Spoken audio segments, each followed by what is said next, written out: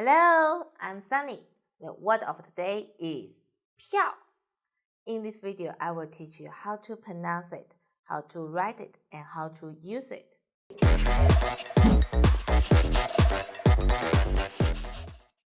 First, let's read together. 我们一起读票坡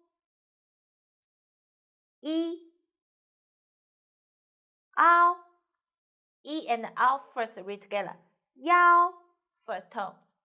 要坡要票 Now let's write it.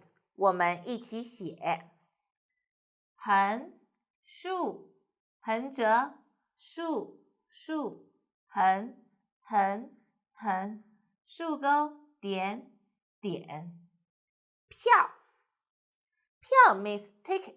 We have a lot of different kinds of ticket.